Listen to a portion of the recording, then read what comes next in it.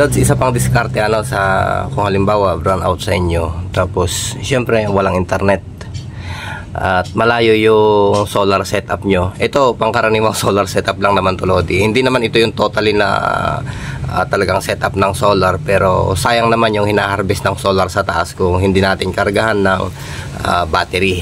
Kasi nga ito, yung solar dito na setup ko ay pang tubig-tubig lang, tsaka walang pondo para sa isang magandang quality ng solar setup. Pero set naman yan, meron tayong controller maski paano, pagulungin, tsaka battery pagulungin, tapos may dalawang solar sa taas. Okay, bali ito, walang kuryente ngayon dito, talagang totally blackout hanggang gabi na naman to. Nakikita nyo to, Lodi. Ito yung kinontent na natin nun. Ayan. Hanggang ngayon, gumagana pa naman. Pero iniiwasan ko na mabasa. Titignan nyo kasi, Lodi, ayan o. Yung balot niya sa wire, ayan, ay talagang napakarupok. Ayan o. Yan. Siya yan, Lodi. Pero mura lang to, Lodi. Kung hindi naman kayo haragan na gumamit, pwede na rin to. Kaya lang sinasabi ko nga, hindi siya safe. Yung wirings niya o yung wire niya dito sa loob ay isang aluminum, hindi siya pure na copper. Hindi kagaya ng mga ganitong binibili natin sa mga hardware, ayan, na talagang yung balot ng wire, ayan o, ay hindi mo makukuko yan. Ayan o, mahirap mong kukuin yan. Kailangan mo ng splicer bago mo mabalatan, bago mo makuha yung contact. Ito siya. Ayan. Samantalang ito, although mayroon siyang shield, ayan, ito na plastic pa, pero marupok yan. Ayan o. Ito nga o, makurot mo nga lang to, nabalatan na yan ayan o, kinukurot lang, tapos lalabas na yung kanyang, ito siya o, yung tatlong wire. Nakasunod naman sa standard to, Lodi. Ayan o, standard siya, tatlo, mayroong earthing, then neutral, then line. Okay, pero i-check natin itong pangatlo. Na-content ko na to, Lodi, ay walang laman yan. Ayan o, ito lang ang may laman. Ito siya. Tapos ang laman niya ay aluminum. Ngayon, ang quality niya ngayon ay matigas na. Ayan o. Ito rin matigas na rin. Ayan o. Sa ngayon, gagamitin natin to pang supply doon sa modem natin doon sa kabila para magkaroon ng wifi. Okay? Ito, Lodi, yung positive line natin, negative line. Ngayon, sa may positive, maghanap tayo ng pwedeng sisiksikan. Ito. I-splice natin yan.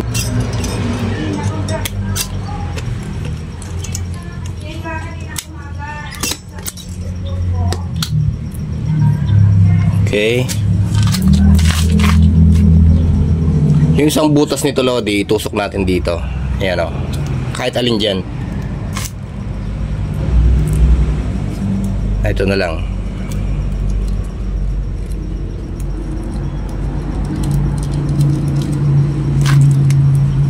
Dahil 12 volts naman to, Lodi, safe to, wala siyang kuryente. Iwasan nyo lang na mapagdikit kasi nga ang DC ay napakalakas ng spark niyan na tumutunaw din yan ng kung ano man ang contact na mapagdikit. Kahit bakal, Lodi, napuputol niyan basta malakas yung ampere ng DC.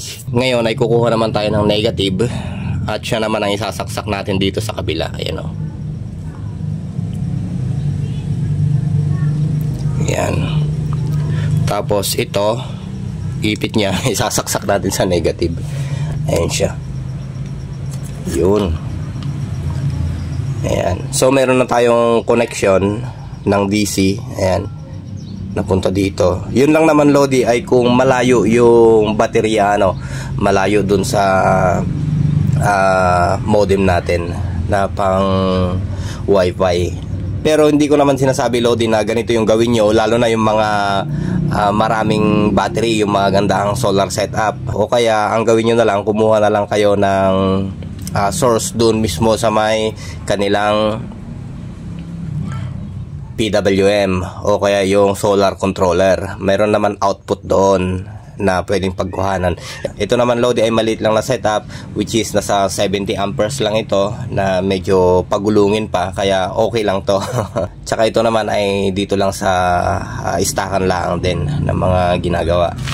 Pagka nakasetup ng ganyan Lodi, kailangan meron din kayong multi-tester na pang check pupunta na tayo sa dulo nito. Yung saksakan na to, pupunta na tayo sa dulo para makakuha tayo ng 12 volts. Ito na Lodi, kung susundan natin yung wire, ayan o. Ayan. Ito na yung dulo ng wire natin Lodi. Set lang natin to sa 12 volts. Ayan. O DC. Ibig kong sabihin. Ayan. Check natin kung ano yung dumadaloy na dito na voltahe. Ayan o. Pagpalabas tayo na 12 voltahe. Ito Lodi, pagka magkakuryente na, huwag nyo isasaksak baka magkasalubong yung voltahe na 12 voltahe tsaka 220, huwag nyo isasaksak. Kailangan magtanggal muna kayo ng mga DIY nyo. So ito yung ating positive Lodi. Ayan, tandaan nyo na lang. Tapos ito yung negative, positive, negative. So dahil yan yung positive natin, dito tayo kukuha ng positive. Ayan.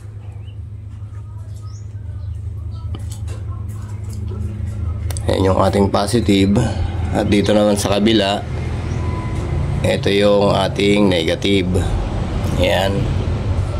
Lang naman Lodi, for emergency purposes kung wala kayong makitang mahaba-habang wire at mayroon namang mga extension wire dyan na pwedeng gamitin, pwede nyo padaanan yan ng DC.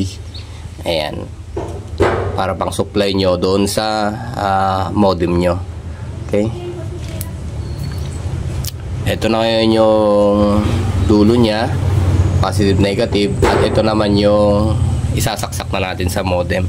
Kung i-check natin ay nagkaroon na siya ng 12 voltahe dito. Sasaksakan natin yan. Okay, meron na siyang 12 voltahe Lodi. Ayan, umaangat-angat pa nga eh. So Lodi, i-check natin siya. Meron tayong modem dito. Ayan, ayaw naman nata. Ayan, globe at home pa. Saksak natin dito sa likod. Ayun siya Lodi, umilaw siya. So ibig sabihin activated na yung ating pang supply sa ating wifi. Anytime pwede natin isaksak doon kay Converse. Converse pa. Okay. Ngayon Lodi, sasaksak na natin para magkaroon na tayo ng wifi. Yun, nakasaksak na Lodi yung ating supply dito sa modem na to. At kung mapapansin nyo dito ay umilaw. Okay.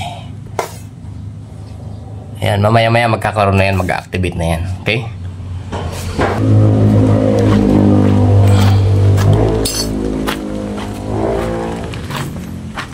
Bali fluctuating load yung ating supply 13. Ayan. Ayan, nagcha-charge siya. Okay, ito yung ginamit natin sa mga mahuhusay maggawa dyan loads ayan ito para lang sa mga biglaang senaryo ganyan.